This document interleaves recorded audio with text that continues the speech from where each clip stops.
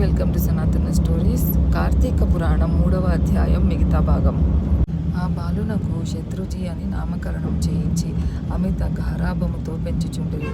కార్తీక మాస దీపారాధన వలన పుత్ర సంతానము కలిగినందువలన తన దేశమంతటను ప్రతి సంవత్సరము కార్తీక మాస వ్రతములు దీపారాధనలు చేయాలని రాజు శాసించెను. రాజకుమారుడు శత్రుజీ దినదిన ప్రవర్ధమానుడగుచు సకల శాస్త్రములు చదివి ధనుర్విద్య కత్తి సాము మొదలుగునవి నేర్చుకొనెను. కానీ యవ్వనమునము రాగానే దుష్టులు సహవాసము చేతను తల్లిదండ్రుల గారాభము చేతను తన కంటికింపుగా స్త్రీలను బలాత్కరించుచు ఎదిరించిన వారిని దండించుచు తన కామవాంఛ తీర్చుకొనిచుండెను.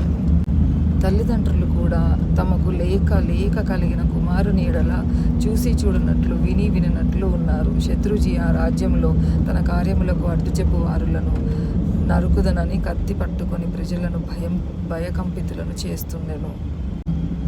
అటులా తిరుగుచుండగా ఒక దినమున ఒక బ్రాహ్మణ పడుచును చూచుట తటస్థించెను. ఆమె అందచందములు వర్ణించుట మన్మధునికైనను సఖ్యము కాదు.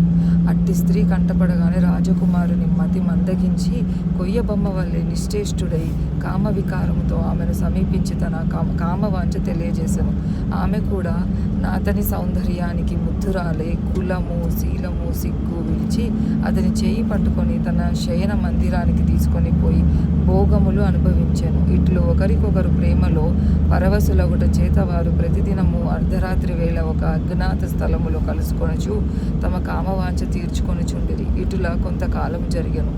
ఎటులను ఈ సంగతి ఆమె మగనికి తెలిసి పసిగట్టి భార్యను రాజకుమారిని ఒకేసారి చంపాలని నిశ్చయించి ఒక ఖడ్గమును సంపాదించి సమయము కొరకు నిరీక్షించుండెను. ఇట్లుండగా కార్తీక శుద్ధ పౌర్ణమి రోజున ప్రేమికులిరువురు శివాలయమున కలుసుకొనవలెనని నిర్ణయించుకొని ఎవరికి వారు రహస్య మార్గమున బయలుదేరిరి. ఈ సంగతి ఎటులో పసిగట్టిన బ్రాహ్మణుడు అంతకు ముందే కత్తితో సహా బయలుదేరి గర్భగుడిలో దాగి ఉండెను. ఆ కామకులిద్దరూ గుడిలో కలుసుకొని గాఢ లింగన మునర్చుకొని సమయమున చీకటిగా ఉన్నదని దీపముండిన బాగుండు కదా అని రాకుమారుడుగా ఆమె తన పైట చెంగును చించి అక్కడనున్న ఆముదపు ప్రమిదలో ముంచి దీపము వెలిగించెను. తరువాత వారిరువురు మహా ఆనందముతో రతి క్రీడలు